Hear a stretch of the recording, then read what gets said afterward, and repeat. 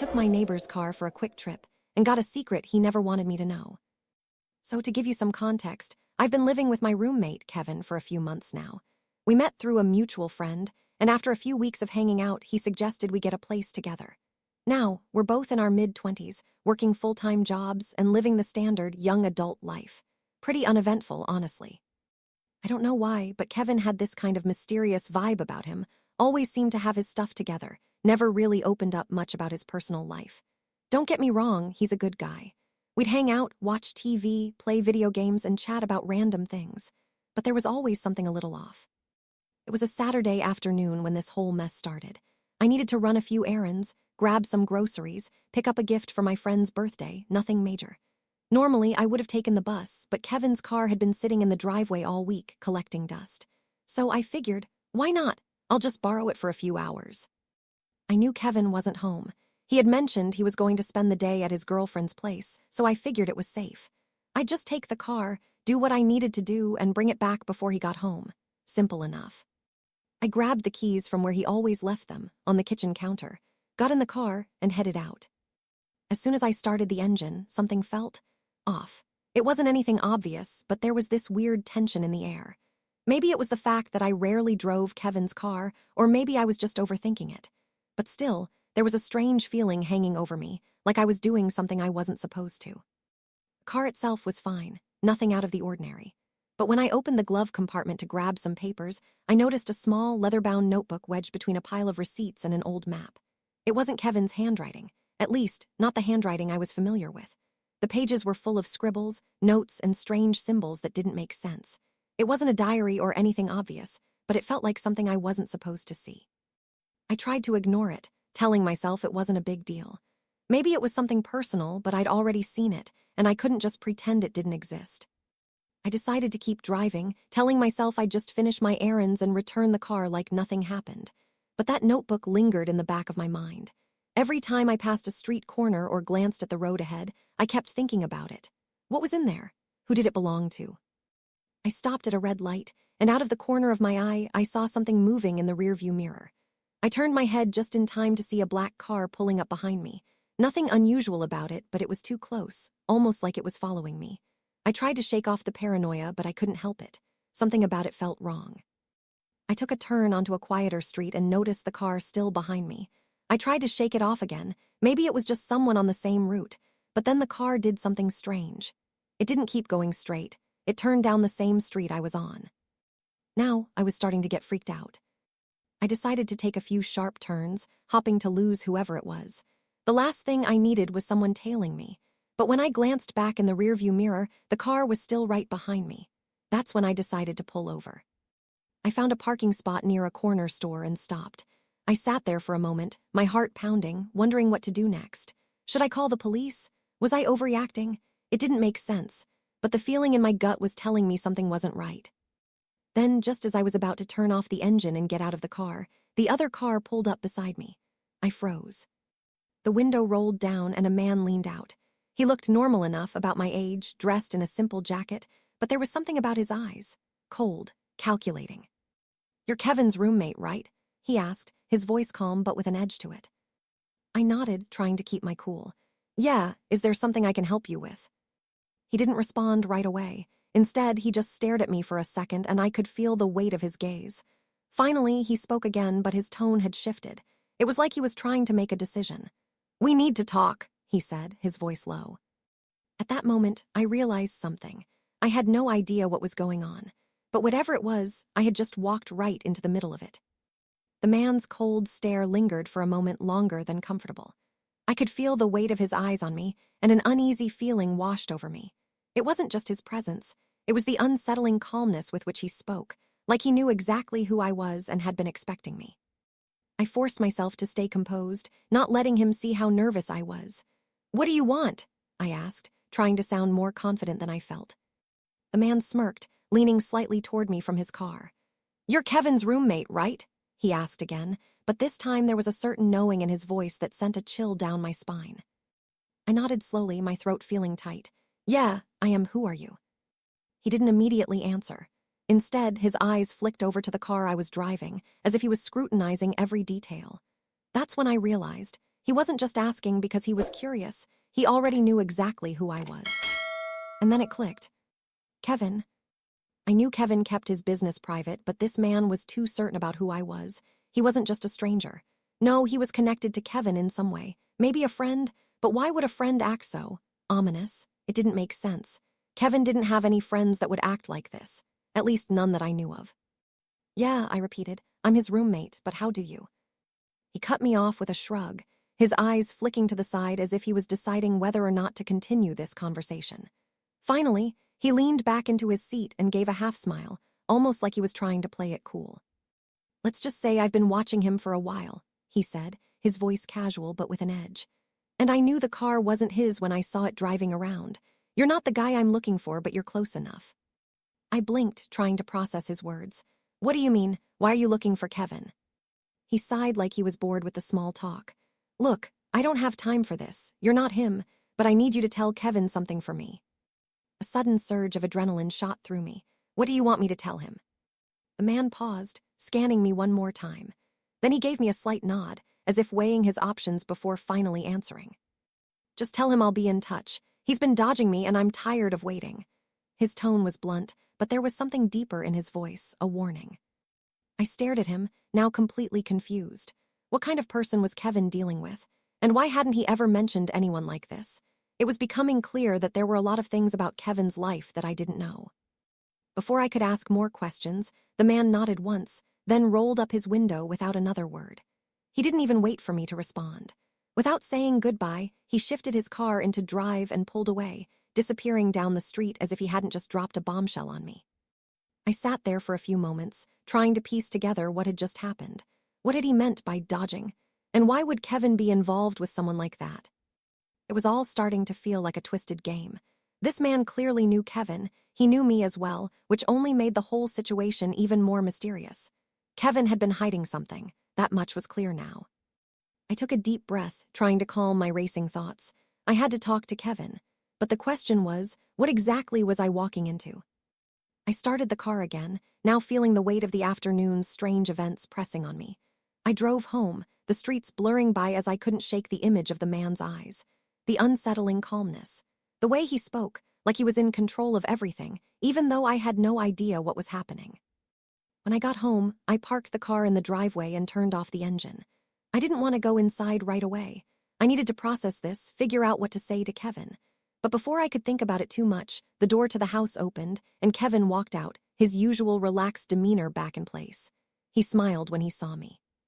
Hey man, how was the errand run? I stared at him for a second, trying to find the right words, but all I could think about was the encounter I had just had. The strange man, his cryptic message, and the secret I had clearly stumbled upon. Kevin, I said, my voice low, who was that guy? What's going on? Kevin froze. For a brief moment, I saw something flicker in his eyes, something I couldn't place, something that told me I was about to hear a lot more than I was ready for. But before he could respond, his phone buzzed in his pocket. Kevin glanced at it and then back at me, a forced smile spreading across his face. We'll talk later, he said, turning away and walking back inside without another word. My heart sank as I watched him disappear into the house. This wasn't over. I stood there for a moment, staring at the door Kevin had just walked through. My mind raced with 1,000 questions, none of which seemed to make sense. What was Kevin mixed up in? Why had that guy approached me, and why hadn't Kevin told me anything about him? The whole thing felt wrong, like a puzzle missing crucial pieces. I took a deep breath and walked inside, trying to shake off the growing sense of unease that seemed to follow me everywhere these days. The house was quiet, too quiet. Kevin had already disappeared into his room, and I was left standing in the hallway, feeling like an intruder in my own life. What had started as a routine day had turned into something far more complicated, and I still wasn't sure how deep the rabbit hole went. I sat down on the couch, trying to think it through. Maybe I was overreacting. Maybe this was all just some strange coincidence, some misunderstanding. But deep down, I knew better. I'd seen that man's eyes, heard the urgency in his voice, and felt the weight of his words. Something wasn't right, and I wasn't going to let it slide. But then, just as I was starting to process everything, my phone buzzed. I picked it up, expecting another message from Kevin or a random notification, but instead, it was an unknown number. I hesitated for a moment before answering. Hello. There was a brief pause before a voice on the other end responded, calm and almost detached. I see you spoke to him, the voice said. Now you're involved, congratulations. My stomach dropped. Who is this? I asked, my voice coming out steadier than I felt. What do you want? The voice chuckled lightly. Let's just say I'm someone who knows Kevin very well. And now you're part of the picture, too. You should have stayed out of it, but now it's too late. You've already seen too much. I felt a surge of panic, but I kept my voice even. What do you know about Kevin? What's going on? Another pause. Then the voice answered, slower this time, as if savoring the moment. Kevin, been hiding a lot from you, but it's not my job to tell you everything. He'll handle it when the time's right. The call ended before I could respond, and for a moment I just sat there, phone pressed to my ear, trying to make sense of what had just happened. Who the hell was that? And why had they called me? More importantly, why had they said Kevin would handle it? What exactly was I supposed to do now? I put the phone down slowly, my mind whirling with the implications. Whoever this person was, they were just as mysterious as the man I'd encountered earlier. There was something going on, something that involved Kevin and somehow me. I didn't know what it was, but I knew I wasn't going to get any answers sitting here and waiting. I stood up, walking toward Kevin's room. He was probably in there, hiding from the questions I had for him, but I wasn't about to back down, not this time. I knocked on his door. Kevin, I called out, my voice louder than I meant it to be. We need to talk. There was a rustling from inside, and then Kevin's voice called back, muffled by the door. Not now, man, I'm busy. I wasn't about to let him brush me off, not anymore. I opened the door without waiting for him to invite me in. Kevin was sitting at his desk, his back to me, typing away on his laptop. He didn't even turn around when I entered. Kevin, I said, my voice more insistent this time. What's going on? Who was that guy? Why didn't you tell me anything about him? And why the hell is someone else calling me saying I'm involved? Kevin froze. I could see his shoulders tense, and then, very slowly, he turned around to face me. His expression was unreadable, but I could see the flicker of panic in his eyes. For a split second, I thought he was going to say something, maybe apologize or explain, but instead he just shook his head, a sigh escaping his lips. Look, I didn't want you to get involved, he said quietly. I didn't want you to find out like this, but now that you have, I guess there's no turning back. I crossed my arms, leaning against the doorframe. What are you talking about? Who's this guy? And what does he mean when he says you've been hiding things from me? Kevin looked away, clearly uncomfortable. I've made some mistakes, he muttered. Things I thought I could handle on my own. I didn't want you getting caught up in it. I didn't want you to know about my past. Your past, I repeated, now completely confused. What past? He ran a hand through his hair, clearly agitated. It's not what you think. There are people I owe things to, people I've pissed off, and they're not exactly the kind of people you want to mess with. I felt a chill run down my spine. What do you mean, owe things to? Who are these people? Kevin hesitated again, clearly weighing whether or not to continue. Finally, he spoke in a low voice, almost as if he were afraid someone might hear. I've been involved in things, man. Things that go way beyond what you think you know about me. And now they're coming after me. And you. I stared at him, my mind racing. What the hell are you talking about? What have you gotten yourself into? Kevin stood up, packing back and forth in front of me. I made some bad choices, okay? And now they want payment. I thought I could fix it, but I couldn't. And now they know about you. They've seen you, and they know you're close to me. And they're not going to stop until they get what they want. I swallowed hard, trying to process his words. What do they want from me? What do I have to do? Kevin stopped packing and looked me square in the eye. Nothing, for now, but they're going to keep watching you, and if they don't get what they want from me, they'll come for you. The weight of his words hit me like a ton of bricks. I was in this now. There was no going back. I stood there, trying to absorb what Kevin had just told me. It was a lot to take in. There was so much happening underneath the surface that I hadn't even begun to process. But one thing was clear. Kevin was in deeper than I'd ever imagined, and I had somehow gotten pulled into it. I had expected an explanation. I had expected him to apologize or offer some sort of reason for his silence. But instead, he had just dropped a bombshell and then gone silent, like he wanted me to just accept it. I took a deep breath, trying to steady myself.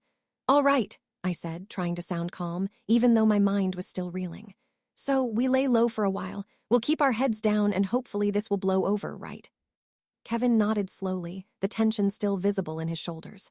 Yeah, that's the plan. We just need to stay out of sight. Keep things normal, don't draw attention. Normal, I repeated, trying to convince myself that it was as simple as that. Okay, so what's the next step? What do we do?"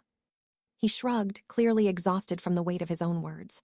"For now, we wait. We do nothing. Lay low, stay off the radar. No sudden moves, we just pretend like everything is fine." And for a few days, that's exactly what we did. Life went on as usual. Kevin spent long hours in his room, keeping to himself, barely talking. I stuck to my routine too, though every time I left the house, I couldn't shake the feeling that someone was watching me. It was subtle, almost imperceptible, just the sense of being followed, the feeling of eyes on my back when I turned a corner. But nothing happened. No strange phone calls, no mysterious figures showing up at the door. And for a while, it almost felt normal again. But as the days dragged on, the quiet unease settled deeper in my gut. I couldn't shake the feeling that this wasn't over, that whatever Kevin had gotten himself into was far from finished. But for the time being, we played it cool. We kept our distance. We waited. It wasn't until about a week later that things started to feel off again. I was sitting on the couch, scrolling through my phone, when I heard a knock at the door. It was late, around 9 p.m., and I wasn't expecting anyone. Kevin had just gone to bed early, probably to avoid the temptation of whatever mess he was still in, so I was alone. I cautiously stood up and walked to the door, peeking through the peephole. A man stood on the other side. He looked vaguely familiar, but I couldn't place him. His face was framed by a dark hoodie, and he looked like he was trying to stay inconspicuous, shifting from one foot to the other like he didn't want to be seen. I hesitated. It was a gut reaction to avoid opening the door. But then I remembered Kevin's warning. Don't draw attention. Keep things normal. And so I forced myself to open the door, the creaking of the hinges almost too loud in the quiet of the night. The man looked at me for a moment, as if assessing me, before he spoke. "You're Kevin's roommate, right?" I nodded slowly. "Yeah, that's me. Can I help you?" He nodded, still not fully meeting my eyes. "I just wanted to check in on something. Kevin been busy, hasn't he?" I frowned. "What do you mean?" The man shifted, his eyes darting around as if he didn't want to be overheard. "You don't know who I am, do you?" he asked with a hint of a smirk. I shook my head, now more confused than ever. "No, should I?" He took a step forward, lowering his voice even more. "I'm just a friend of Kevin, but I think it's time we talked. You know, about what's been going on." I wasn't sure how to respond. My heart started to race again. Was this part of the deal Kevin had mentioned? Another layer to this strange situation? Or was it something else entirely? "I'm listening," I said, deciding to let the man speak, even though every instinct in my body was telling me to turn him away. He glanced over his shoulder, then leaned in closer. "Listen, there's a lot more going on than Kevin has told you. I can't go into the details right now, but things are about to get complicated. You're involved whether you like it or not." The air between us seemed to thicken, a sense of tension settling in the room.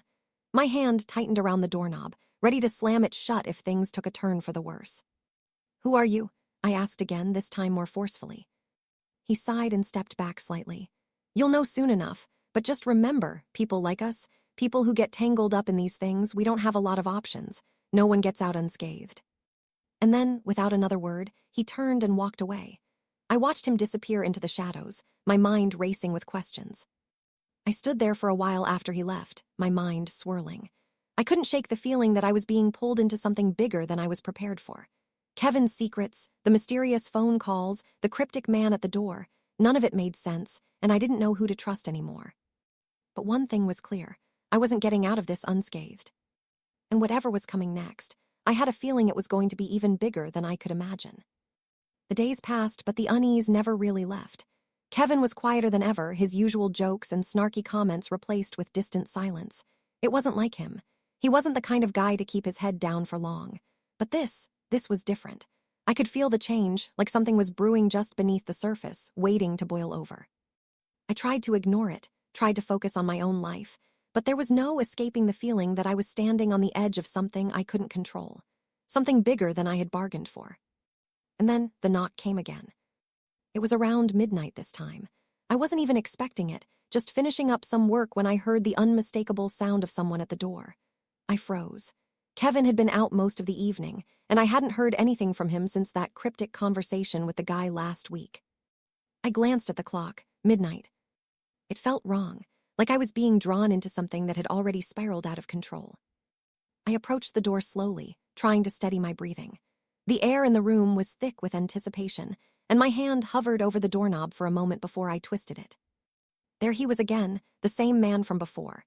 This time, though, he looked more serious. His hoodie was pulled low over his face, and he seemed even more anxious than the last time. He didn't waste any time. "We need to talk," he said, his voice clipped and urgent. I raised an eyebrow. "About what?" He looked around, making sure no one was listening before he stepped closer. His eyes darted between me and the dark hallway behind him. "I told you things were going to get complicated. They already have." "Complicated how?" I asked, trying to stay calm, though my heart was beating faster now. He sighed, running a hand through his hair in frustration. "Kevin's in trouble, real trouble, the kind of trouble that doesn't just go away." I felt a knot tighten in my chest. "What are you talking about? What kind of trouble?" He paused for a long moment, like he was deciding whether or not to trust me with whatever was coming next. "The kind of trouble that comes with debts you can't pay back. The kind of trouble that pulls you into things you never thought you'd be involved in." Debts. That was a word I had heard Kevin mention before, but I had never thought much of it. The idea of Kevin being in financial trouble had always seemed far-fetched. He had a decent job. He wasn't reckless with money. But now, hearing this guy say it out loud, suddenly everything felt a lot more real. I stepped back, motioning for him to come inside. "What does that have to do with me?" He hesitated, looking over his shoulder again. "You don't get it, do you? Kevin owes a lot of money to the wrong people, and they're not the type to just let things slide." I blinked. "Wrong people, what do you mean?" He lowered his voice, leaning in so close I could smell the faint trace of cigarettes on his breath. "I mean people who won't stop until they get what they're owed. People who don't care about the damage they do. People who will use anything and anyone to get their money back." I felt my stomach drop. "I don't want to be involved in this," I said quickly, shaking my head. "I don't know anything about this debt. I'm just his roommate. I don't." He cut me off with a sharp gesture, his expression hardening. "Listen, Kevin's made some bad choices, and now you're part of this whether you like it or not. They know about you. They're watching you." "Who are they?" I asked, my voice barely above a whisper. I was starting to feel like I was in way over my head. The man looked like he was about to say something, but then stopped.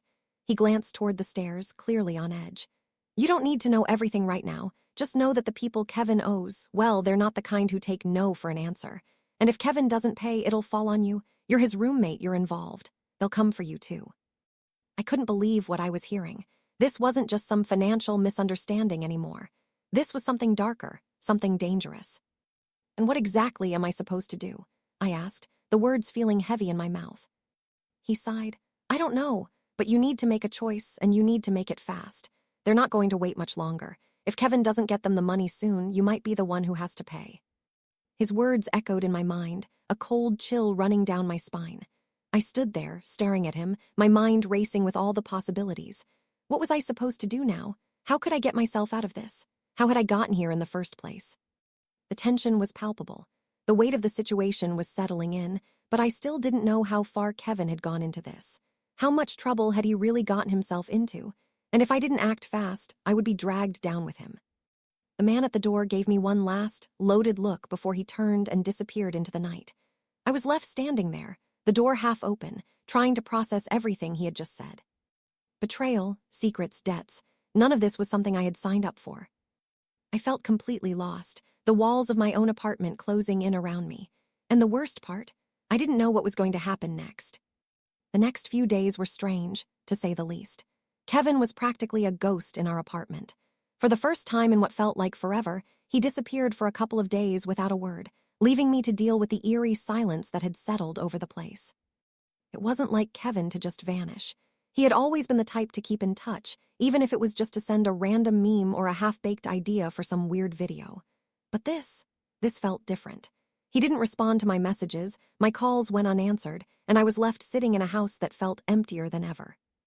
At first, I told myself it was nothing to worry about. He'd probably just gotten caught up with whatever problem he was dealing with, maybe even just a simple errand that turned into an unexpected detour. But as the days dragged on, my unease started to grow. The tension that had been building between us before he left was still hanging in the air, and now the silence was a constant reminder that something was off. I thought about the man who'd knocked on my door, about the cryptic warnings he had given me. "They're watching you." That phrase kept replaying in my mind. It was hard to shake the feeling that something was about to go down, and Kevin wasn't around to make sense of it. On the third day, I finally decided to go looking for him. I wasn't sure what I expected to find, but I needed to know he was okay. I walked through the streets, trying to convince myself it was just an overreaction, but deep down, I knew it was. The unease that had settled in my chest wasn't going away. By evening, I received a text from him. One short message, "I'm fine, I'll be back soon." The reply left me more confused than reassured. He had been gone for days and hadn't even bothered to tell me where he was or what was going on. Something didn't add up. I waited, but he didn't return that night, or the next morning. When he finally showed up, it was almost like he had never left. His face was drawn, eyes a little too wide, like he hadn't slept in days. His usual careless demeanor was completely gone, replaced with a new tension that hung around him like a cloud. He didn't say a word to me as he walked through the door, not even a greeting.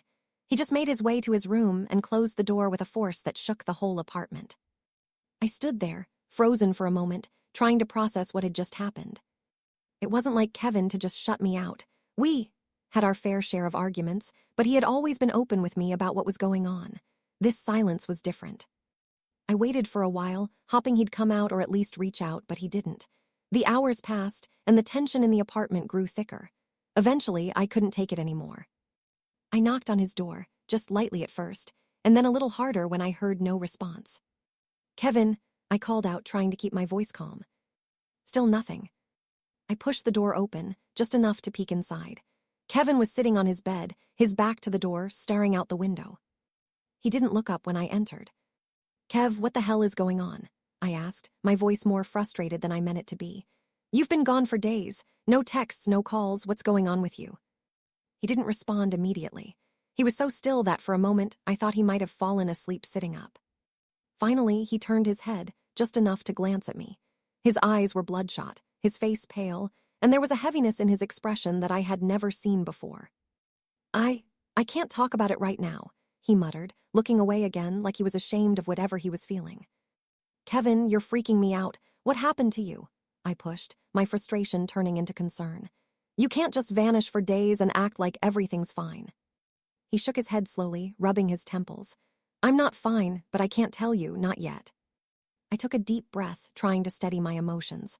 "Kevin, please, you don't have to go through whatever this is alone. Just talk to me. Whatever it is, we can figure it out together." He looked at me then, really looked at me, and for the first time in days, I saw a flicker of the old Kevin, the one who was carefree and didn't let life get the best of him. But that old Kevin quickly disappeared behind a mask of guilt and fear. "I'm sorry," he said quietly. I can't bring you into this. You don't deserve any of it." "Kevin." "Just drop it," he snapped, suddenly raising his voice for the first time in days. "It's better if you don't know, trust me." I stared at him, my chest tight. "What are you involved in? What's going on?" He didn't answer. The silence between us felt like a 1,000-pound weight pressing down on me. It was clear now. Whatever had been going on with Kevin had gone way beyond what I could understand. He was hiding something big. And I had a feeling that I wasn't going to like it when the truth finally came out. A month passed. The days dragged on, and still, no word from Kevin. His sudden disappearance left a hole in the apartment, an empty space that I couldn't ignore. I went through the motions of life, work, and the usual routine, but the absence of his chaotic presence was like a constant echo.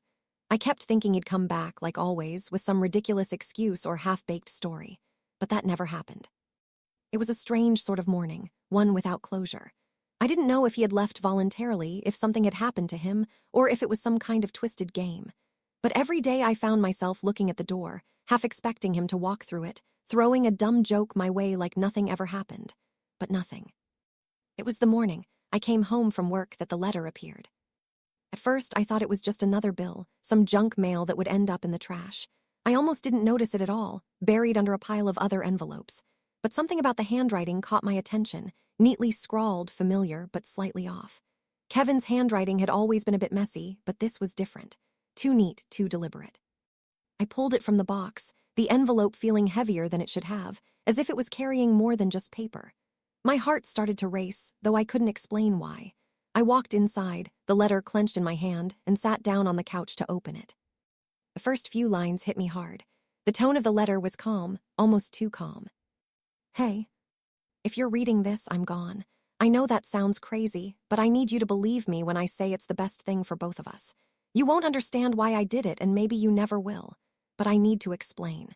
The truth is darker than you can imagine, and the less you know, the better." I felt my stomach drop. Gone. The next few lines didn't make sense. Kevin spoke about being in some kind of debt and how things had gone south. But the way he described it made me shiver. There was a cryptic warning about them, a group, or maybe even individuals who had been after him. They had forced him into this situation. He mentioned running, disappearing for good, and said that he couldn't risk anyone being dragged into it. I know you'll hate me for this, but there's nothing I can do. I've tried everything to get out of this mess, but I can't. The people I'm involved with, they don't leave loose ends. You'll be fine, don't try to find me. Just live your life. The words on the page seemed to blur as I read them again and again. I looked at the letter in disbelief, wondering if this was some sick joke, a final manipulation from Kevin before he slipped away for good. But what really unsettled me was the signature at the end of the letter. It wasn't signed the way Kevin usually did, with his signature weird mix of capital and lowercase letters. Instead, it just said, "Goodbye." I sat there staring at the paper for what felt like hours, trying to make sense of it. Something about it didn't sit right. The letter seemed off. Kevin wasn't a person to write something this formal. His usual tone was casual, sloppy even, filled with jokes and random thoughts. But this felt like it came from someone else entirely. I couldn't shake the feeling that something was wrong. It didn't sound like Kevin. The way the letter was structured, the formality of it, it was almost like someone else had written it for him. There was no return address, no sign of where it had come from, and yet it was addressed to me in Kevin's unmistakable handwriting. But even that felt different. I stood up, packing around the living room, trying to process everything. Could this really be Kevin? Or was this someone else playing with me? I didn't know what to think, but the doubt gnawed at me like a sickness. My mind raced with questions. Where had he gone? Why had he disappeared? And most importantly, why did the letter feel so fake, so carefully constructed? I knew deep down I had to find answers. But the letter made one thing clear. Kevin had made a decision to disappear for good, and whatever he was involved in, it wasn't something I could just walk into and expect to understand. But if there was one thing I knew about Kevin, it was that he didn't just disappear. He always left breadcrumbs, always had a way to get back into contact, even if it was just for a stupid reason. But now it felt like he had truly cut all ties. Maybe that was the hardest part to accept, that Kevin, the guy who I thought would always have my back, was gone. And I was left here, holding a letter from a man who may or may not be him, trying to piece together a truth that didn't make sense. I folded the letter slowly, not sure if I should keep it or throw it away. It felt wrong to let go of it, like somehow it was the last connection to Kevin I had left.